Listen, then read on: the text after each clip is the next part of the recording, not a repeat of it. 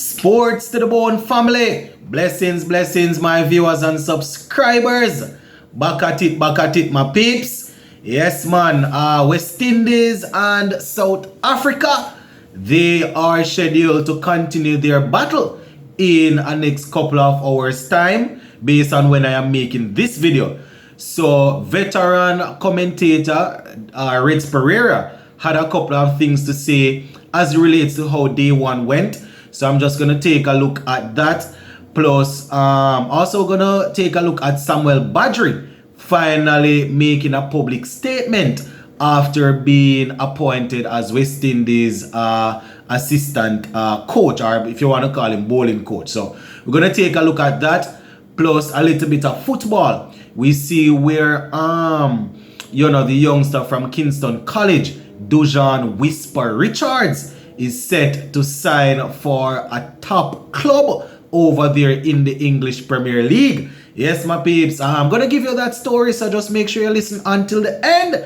And if you have not yet subscribed, just hit that subscribe button.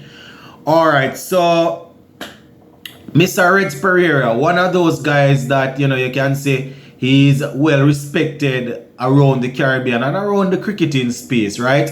In terms of his opinions, sometimes he really goes into the players, but more often than not, this man is usually analyzing the game very well. And if you follow cricket, then you would be aware of some of the things that he is usually posting. So he did, he made a little report, and he was saying that it was a good start. It's a good start by South Africa, especially in the first couple of sessions.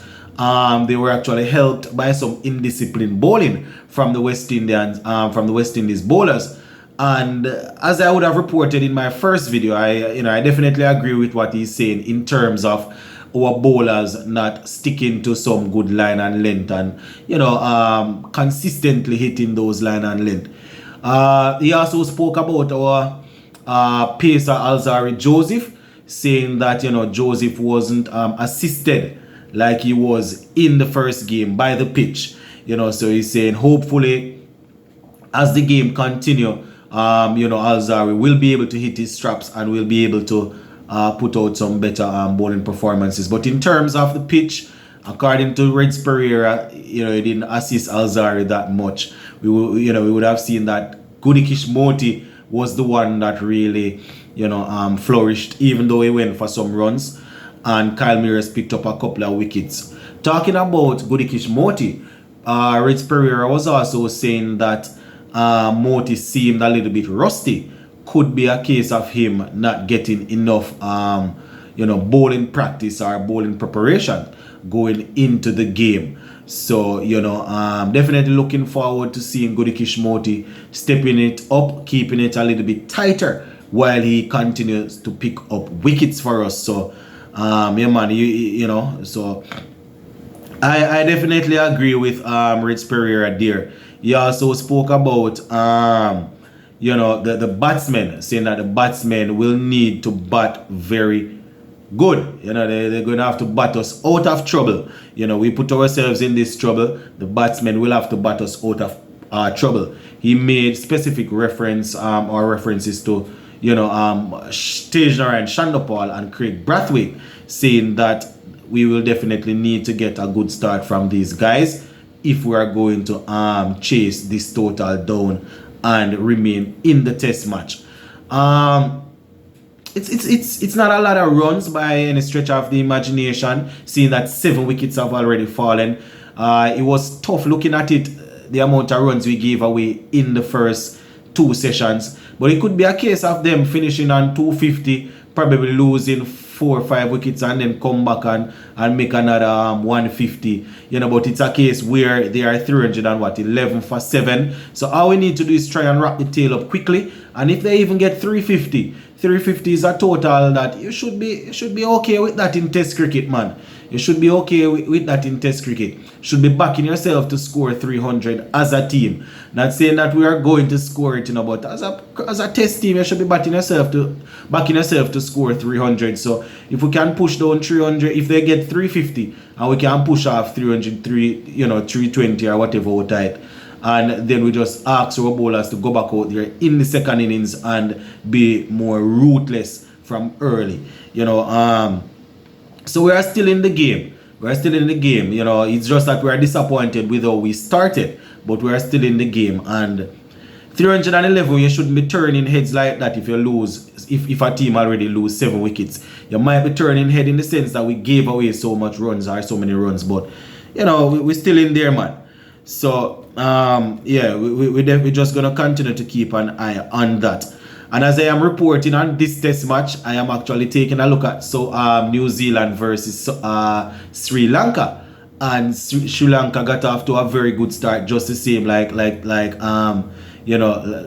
South Africa did. And I can tell you, so they already start collapsing, Sri Lanka, that is, because as I am reporting, they are 155 for 3, and they were just 150, probably 154 for 1. You understand? And in no time they lost a couple of wickets. So we you just have to, you don't know how Test cricket will go. So let us see how the West Indies team will perform.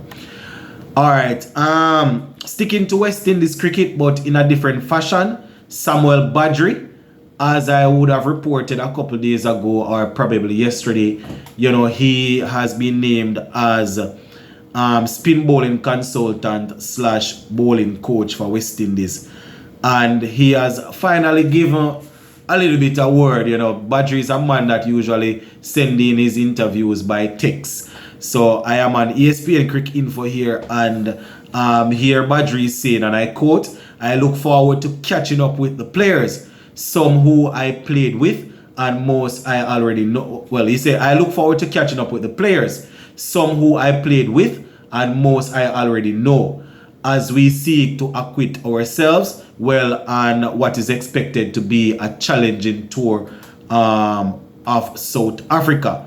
So that is what Badree is saying, my peeps, that he's definitely looking forward to catching up with the guys, and he's looking forward to getting in the work, to see how much we can tackle South Africa in this white ball series. So that is Samuel Badree. Now, before we go, a little bit of football news, my peeps. We see where the youngster from Kingston College, Dujan Whisper Richards, a sensation, people what posting a lot of things all over social media about him. A player that I watch him in Manning Cup and them thing, watch him live. So it's good to see that his dreams are coming through.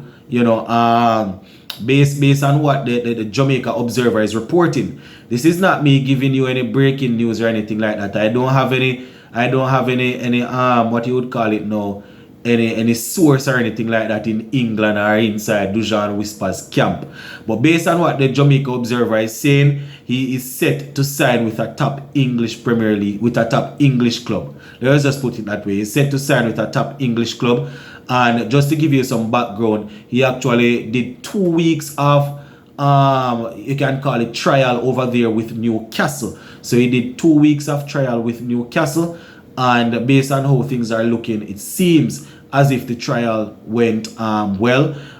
He's just 17, I don't want to say just 17, because if you are going into the world of professional sport at 17, you should already be up and running and doing your thing and not playing schoolboy football. So he has outgrown the Jamaica schoolboy system.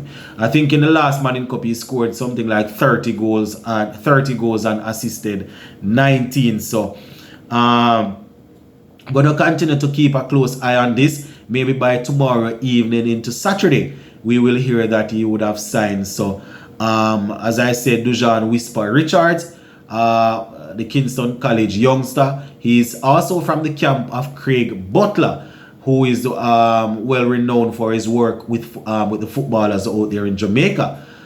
He is the man that is in charge of Phoenix Academy, and he's the agent / adopted father of Leon Bailey, if you want to put it that way. So good news coming out. So yeah, gonna leave it right here for now, my peeps. Sports to the bone, keeping it informed. Big up.